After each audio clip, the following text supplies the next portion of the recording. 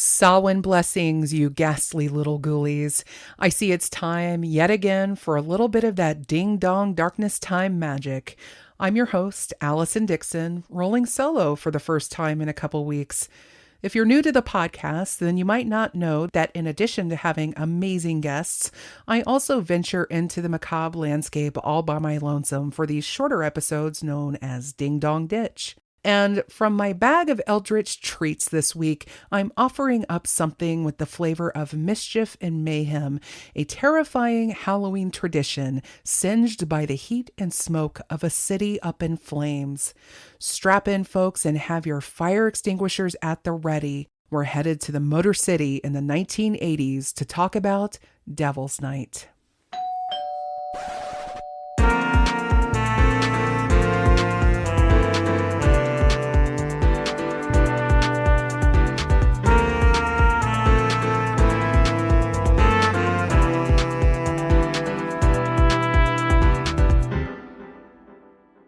What do your Halloween traditions look like?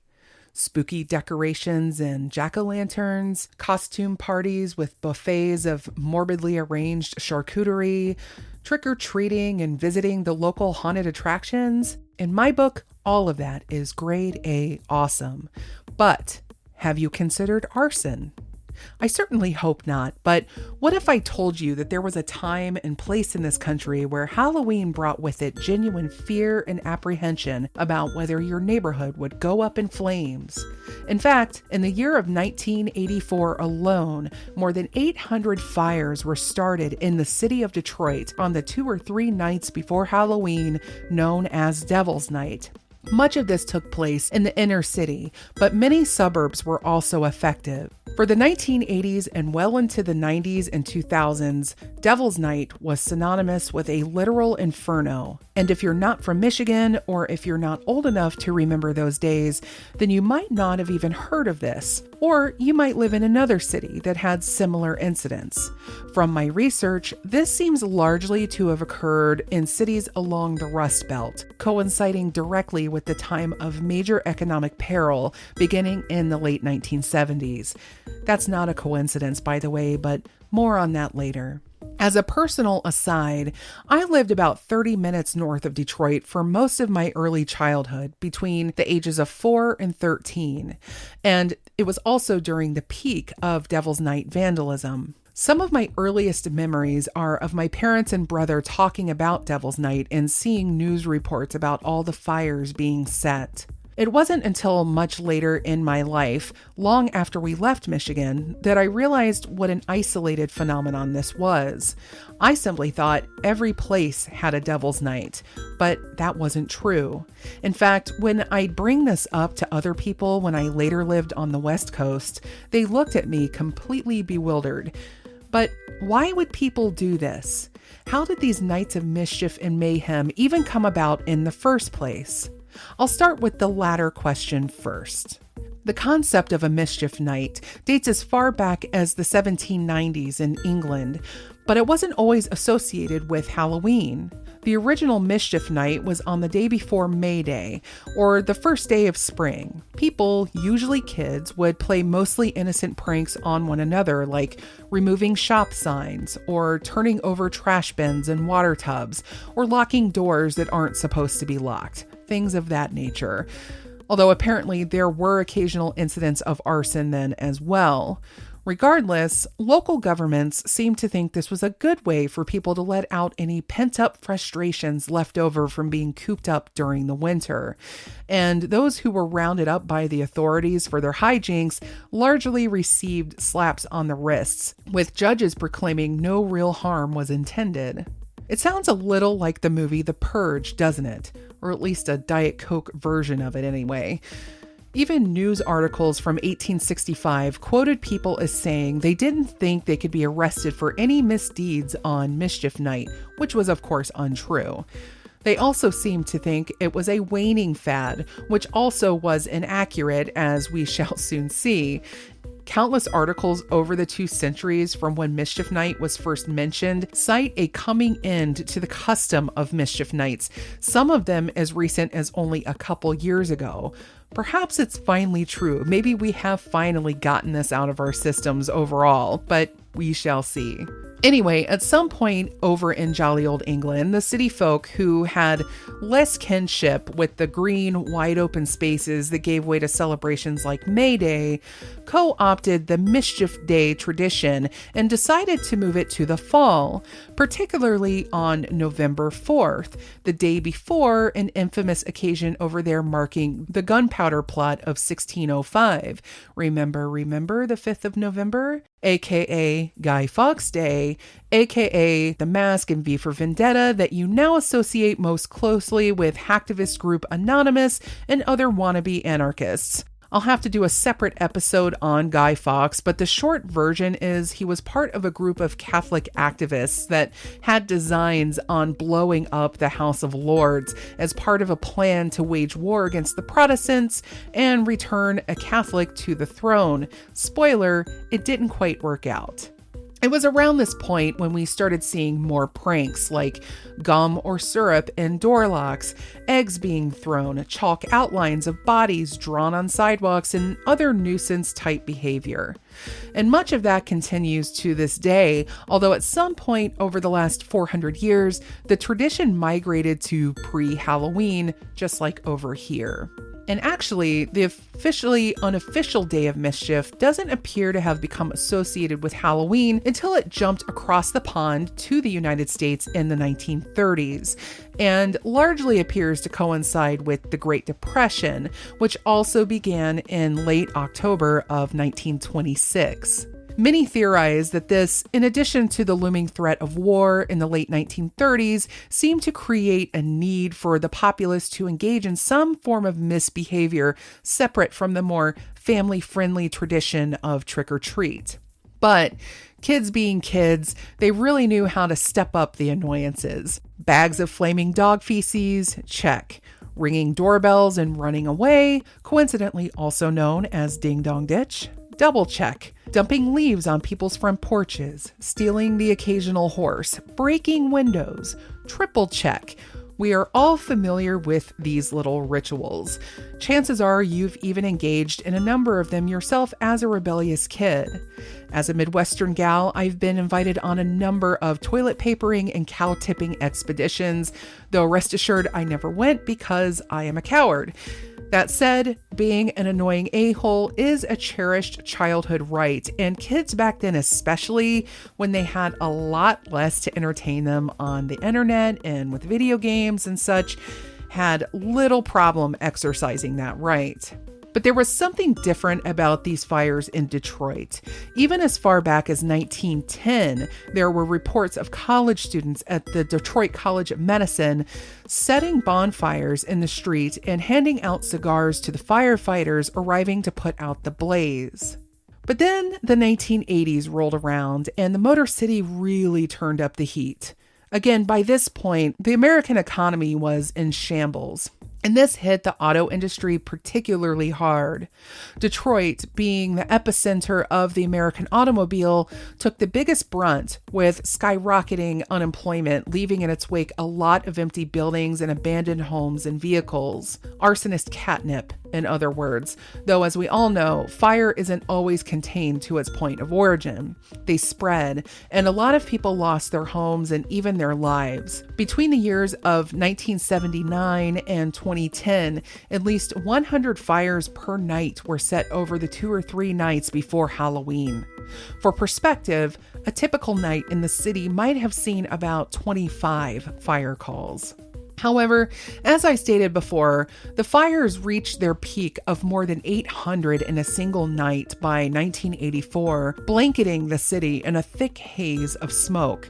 10 years later, in 1994, after a brutal night of more than 350 fires, one in which an apartment building was engulfed and a 1-year-old girl named Destiny Wilson was killed, the city's mayor at the time, Dennis Archer, instituted an initiative of volunteer patrols and curfews called Angels Night. Businesses also limited the sale of gas cans in the days leading up to Halloween. Did it work? You bet your flaming pantaloons it did. The following year, in 1995, the number of fire calls plummeted by more than half to 154. And thanks to the tireless work of tens of thousands of volunteers intent on protecting their communities, the numbers have continued to dwindle year after year. By 2018, the number of fires dipped below the expected average, and the Angels Night initiative was finally able to dissolve so that families could enjoy the holiday for once. And today, the downward trend seems to be continuing. Many attribute it to the city's many revitalization efforts and a comparative lack of abandoned structures to burn. But more than that, there seems to be less of a taste for the mayhem that creates the sparks in these situations. It seems like civil unrest is a key ingredient in this phenomenon. When we think about how the 1980s in this city exemplified failed markets and businesses and an overall lack of economic security and optimism for the future, one can see how a desire to burn it all down was born, both literally and figuratively. There is also an element of tradition at play here, I think. We tend to think of tradition as something positive, comforting even. Your mom's favorite dish on Thanksgiving, putting up Christmas lights and decorations, things like that. Something good to look forward to. But the blade can cut the other way, and it can enforce the repetition of bad behavior as well. Today, though no one would venture to say life in any major city is without strife, and in fact, urban crime seems to represent a hefty chunk of political capital this very day, something I find highly disingenuous, by the way, but I'll leave that there for now. The picture of Detroit is far less dire than it was in the latter third of the 20th century. The story of the rise and fall of Devil's Night in Detroit is a perfect illustration of the good that can come from communities banding together to keep the bad elements at bay. Despite everything you might encounter in the headlines or social media designed to steep you in gloom and cynicism, there will always be more people who want to preserve than those who want to destroy. But the only way to ensure that the smaller destructive group doesn't win is for good people to join forces. That might even mean joining hands across social, political, and economic divides, because when you strip away all the things that make us different, at our cores, we all want a safe place to call home, where kids can dress up in their Halloween costumes and go begging for candy. Through the power of hard work and unity, the people of Detroit made that happen. They slayed the devil and stole his night away from him. But there's still just something about the last 2 days of October. The sinister nature of it is as thick in the air as the scent of dried leaves, and it goes back a long way and far beyond the borders of Detroit. One of the most infamous October 30th pranks is one I've mentioned on this show previously in the episode earlier this month on found footage movies. You should definitely check that one out, by the way. I am speaking of the Orson Welles 1938 radio production of War of the Worlds, which had people all over the nation convinced aliens were attacking in New Jersey. While reports of the mayhem this created are often exaggerated, 12 million listeners tuned in for the broadcast, and a small percentage of them, estimated at about 1 in 12, did in fact run screaming from their houses. Other notable historical events from this time of year include Benito Mussolini's official rise as Italy's shiny new fascist prime minister on Halloween of 1922, with a parade of black shirts on Rome. As we know, he went on to join Germany and Japan as part of the Axis powers in World War II. A few years later, on Halloween in 1926, legendary magician and escape artist Harry Houdini died of a ruptured appendix, which many believe had been caused by someone punching him repeatedly in the stomach at an event a few days prior. On Halloween in 1981, the brutal slaying of a couple occurred in a Manhattan apartment. But what makes this especially chilling is prior to this murder, serial killer David Berkowitz, also known as the Son of Sam, predicted such a murder would take place, claiming it would be carried out by a cult with which he was a part. Furthermore, several of the elements of the crime and the location matched his prediction to a T. To this day, however, the murder of Ronald Sisman and Elizabeth Platzman remains unsolved. But wait, there's more. India's Prime Minister, Indira Gandhi, was assassinated by her own bodyguards on Halloween in 1984. In 1993, on Halloween night, famed actor River Phoenix died of a drug overdose outside the Viper Club in Los Angeles. The truly scary thing here is this list of events isn't even scratching the surface. The number of murders and other bleak historical events that have occurred on or just before Halloween is exhaustive. But I want to leave you with one final wild story involving Halloween and humanity. In 2012, a woman named Julie Keith of Damascus, Oregon, opened a cheap graveyard kit that she'd purchased from Kmart a couple years prior, intent on decorating her front yard for the holiday. Inside it, she found a letter from a Chinese man written from inside a labor camp in the hopes the recipient would forward it to the World Human Rights Organization so that they would know the horrific conditions they were working under. Many such camps are common in China, and their prisoners are often given no trial and are routinely tortured. The man who wrote this letter, Sun Yi, was a religious dissident sentenced to the camp for 2.5 years.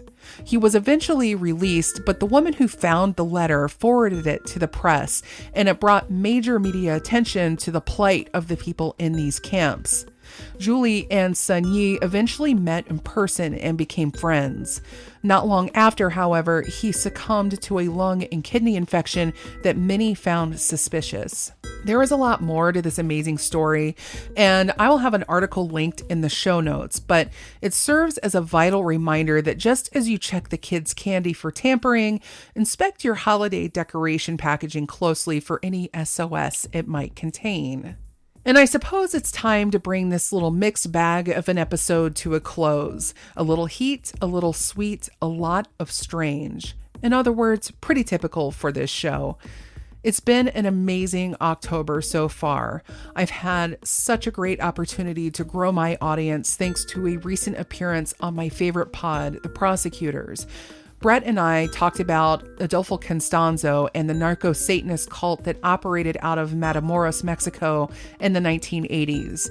It's a truly chilling story you should check out if you haven't already. And all my love and thanks go to my friends over there who were gracious enough to let me sit in and babble. And I'm also so grateful for the lovely audience that has been nothing but supportive and enthusiastic about my inclusion over there. And speaking of cults, next week will mark the debut of Season 3, Class of Cults. I'm so excited to bring that one out to you. In order to pace myself through what is typically a very busy time of year for me with work, Season 3 episodes will run every 2 weeks, with ditch episodes running in between. I look forward to hearing from you about how you like all this and with any questions that you have. And you can always reach out to me via Gmail at dddarknesstime. You can also use the same handle on Twitter to track me down over there. And a Facebook page is coming as well. If you follow me on Twitter or subscribe to the show, you'll hear about that as soon as it's live. Now, scurry off, you little cuties, and go collect your treats. And if you feel compelled at all to play some tricks, keep it safe. No fire, no murder, no poison, no destruction. Actually, you know what? Just say boo, watch some scary movies, eat a ton of candy, and just be good, you little ding-dongs.